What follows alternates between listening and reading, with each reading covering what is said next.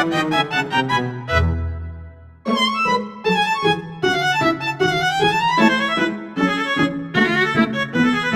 warahmatullahi wabarakatuh. Perkenalkan, nama saya Azahra Aulia Putri dari kelas 1C Teknologi Kimia Industri jurusan Teknik Kimia. Pada kesempatan kali ini, saya akan menjelaskan mengenai apa artinya dinamika dan bagaimana dinamika itu bekerja dalam kehidupan sehari-hari kita. Dinamika adalah cabang dari mekanika yang mempelajari gerakan benda dan gaya menyebabkan perubahan gerak tersebut. Ini mencakup analisis penyebab gerakan berdasarkan hukum Newton tentang gerak. Nah, ini berarti dinamika itu mempunyai dua cabang, yaitu adanya hukum Newton dan juga gaya. Nah, tadi kan dinamika berkaitan dengan hukum Newton dan juga gaya. Hukum Newton itu ditemukan oleh Isaac Newton. Ia adalah seorang fisikawan, ahli astronomi, filsuf alam, alkimiawan, matematikawan, dan teolog dari Inggris yang berpengaruh besar dalam dunia fisika. Apa sih hukum Newton itu? Hukum Newton adalah 3 rumusan dasar mekanika klasik yang memberikan gambaran mengenai gaya yang bekerja pada suatu benda dan gerak yang disebabkannya. Jadi, hukum Newton itu terdiri dari 3 ya. Hukum Newton 1, hukum Newton 2, dan hukum Newton 3. Selanjutnya kita juga akan mempelajari mengenai gaya. Gaya ini terdiri dari beberapa jenis, yaitu gaya berat, gaya normal, gaya gesek, gaya tegangan, gaya kontak, dan gaya sentripetal. Namun dalam video kali ini saya akan memfokuskan terhadap gaya berat, gaya normal, gaya gesek, dan gaya tegangan saja. Oke, langsung ke hukum Newton 1. Hukum Newton 1 itu sama dengan hukum Newton itu 1 berbunyi, jika resultan gaya bekerja pada benda yang sama dengan 0, maka benda yang mula-mula diam akan tetap diam. Oke, gaya sama dengan 0. Benda yang mula-mula bergerak lurus beraturan akan tetap lurus beraturan dengan kecepatan tetap. Itu dia adalah bunyi dari hukum Newton 1. Nah, gimana sih hukum Newton 1 itu?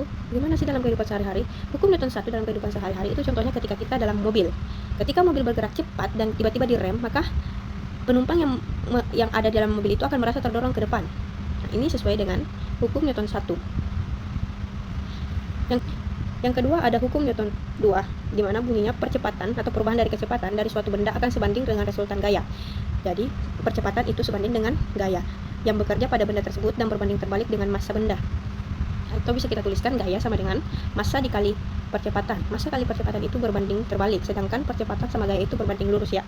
Massa juga begitu, massa juga itu berbanding lurus dengan massa itu berbanding lurus juga dengan gaya. Contoh hukum Newton 2 dalam kehidupan sehari-hari yaitu ini. Mobil dengan massa yang lebih ringan akan melaju lebih cepat daripada mobil yang bermassa berat. Langsung ke hukum Newton 3. Aksi sama dengan reaksi. Bunyinya setiap aksi akan menimbulkan reaksi. Jika suatu benda memberikan gaya pada benda yang lain, maka benda yang terkena gaya akan memberikan gaya yang besarnya sama dengan gaya yang diterima dari benda pertama, tetapi arahnya berlawanan. Contohnya ketika kita melempar bola basket di tanah, maka bola itu akan memantul kembali dengan gaya yang arahnya berlawanan dari ketika kita mantulkan ke bawah, kemudian reaksinya itu akan mantulkan ke atas dengan gaya yang sama. Oke. Nah, kita sekarang masuk ke jenis-jenis gaya. Yang pertama, gaya berat. Gaya berat adalah gaya gravitasi bumi yang bekerja pada suatu benda. Jadi dimanapun ada suatu benda, pasti gaya beratnya itu selalu ke bawah, karena gravitasi selalu menarik kita ke bawah. Nah, gaya berat ini, dimanapun dia berada, rumusnya tetap sama, yaitu massa dikali gravitasi. Selain gaya berat, yang kedua adalah gaya normal. Gaya normal adalah gaya reaksi yang timbul ketika suatu benda diletakkan secara tegak lurus di atas sebuah permukaan datar. Nah, kalau gaya berat itu ke bawah, maka gaya normal itu selalu berkebalikan dengan gaya berat, yaitu dia ke atas. Gaya normal ke bawah, gaya berat ke bawah berarti gaya normalnya ke atas.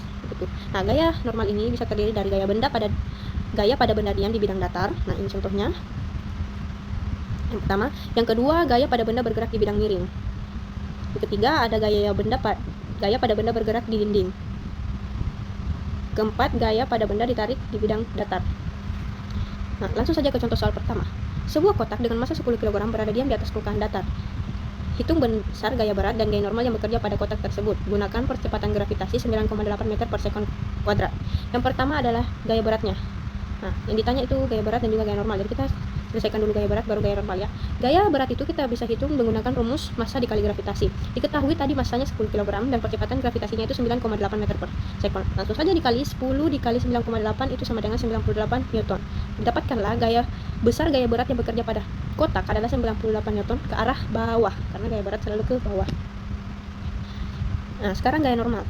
Karena berada di atas permukaan bidang datar dan tidak ada gerakan vertikal, maka gaya normal yang diberikan oleh permukaan sama besar dengan gaya berat namun arahnya ke atas. Seperti yang diketahui tadi, kalau gaya normalnya ke bawah, kalau gaya beratnya ke bawah, maka gaya normal itu selalu berkebalikan dengan gaya berat, berarti gaya normalnya itu ke atas. Tapi nilainya sama. Tadi kalau nilai besaran gaya beratnya itu 9,8 Newton ke arah bawah, maka kalau gaya normal itu berarti besarannya 98 Newton ke arah atas. Gaya gesek.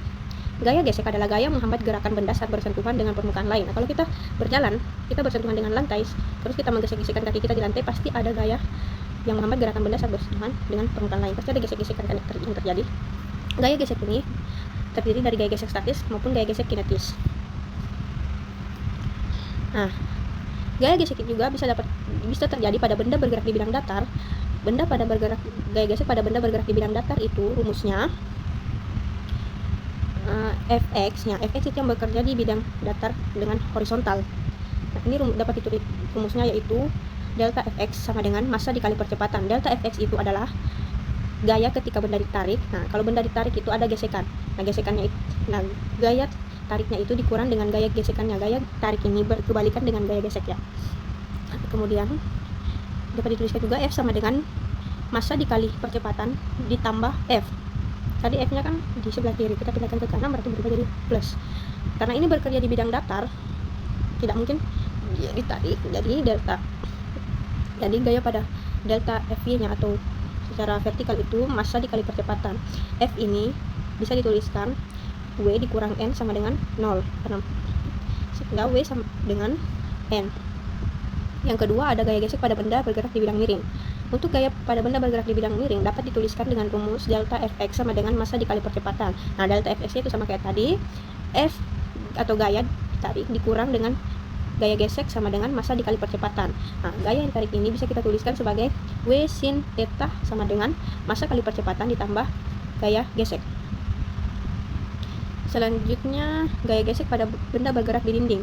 Rumusnya itu, dia ini bekerja secara vertikal, jadi delta Fx-nya itu tidak bekerja atau sama dengan 0. Nah, untuk delta Fy-nya itu sama dengan massa dikali percepatan. Berarti Fy itu bisa dituliskan W dikurang F sama dengan massa kali percepatan, atau W sama dengan massa kali percepatan ditambah F atau gaya gesek. Nah, contoh soalnya itu sebuah benda bermassa 8 kg bergerak menuruni bidang miring dengan sudut kemiringan 25 derajat. Koefisien gesekan kinetik antara benda dan benda miring adalah 0,4. Berapa besar gaya gesek kinetik yang bekerja pada benda tersebut? Yang ditanya adalah koefisien berapa besar gaya gesekan kinetik. Yang pertama kita harus mencari berapa dulu gaya normalnya untuk mengetahui besar gaya geseknya. Karena gaya gesek itu rumusnya koefisien kinetik dikali gaya normal. Berarti kita harus mencari koefisien gaya normalnya dengan massa dikali percepatan gravitasi dikali cos dari sudut kemiringannya yaitu 25 derajat. 8 dikali 9,8 itu 78,4 dikali cos 25 derajat itu 0,9063 dihasilkan 78,4 dikali 0,9063 itu 71,05 Newton. Langsung saja kita masukkan di rumus gaya gesek di mana koefisien kinetiknya 0,4 dikali gaya normalnya 71,5 sama dengan 28,42 Newton. Yang terakhir adalah gaya tegangan. Gaya tegangan adalah gaya yang bekerja pada tali atau kabel yang menahan beban. Gaya tegangan ini bisa terjadi secara digantung vertikal dengan rumus massa kali gravitasi. Yang kedua dihubungkan dengan kontrol licin dengan rumusnya dapat dituliskan massa dikali percepatan ditambah gravitasi. Yang ketiga dua benda dihubungkan dengan tali dan ditarik. Untuk tegangan pertama yaitu rumusnya massa benda pertama dikali percepatan. Untuk tegangan kedua yaitu gaya dikurang massa benda kedua dikali percepatan. Yang keempat adalah benda dihubungkan tali pada bidang miring licin, di mana rumus tegangannya itu massa kali gravitasi sin alfa. Contoh soalnya, sebuah lift bergerak di percepatan ke atas dengan percepatan 2 meter per second. Jika massa lift dan isinya 200 kg, tentukan tegangan tali penarik lift tersebut jika percepatan gravitasi buminya 10 meter per second. Ini kita menggunakan rumus yang dihubungkan dengan katrol licin. Langsung saja kita masukkan, yaitu massanya 200 kg dikali percepatan gravitasi ditambah percepatan lift. Percepatan massanya 200 kg dikali, ini dijumlahkan dulu baru kita kali dengan massa, yaitu gravitasinya 10 ditambah 2 sama dengan 12 dikali 200 kg itu massanya, berarti gaya tegangan talinya itu 2400 Newton.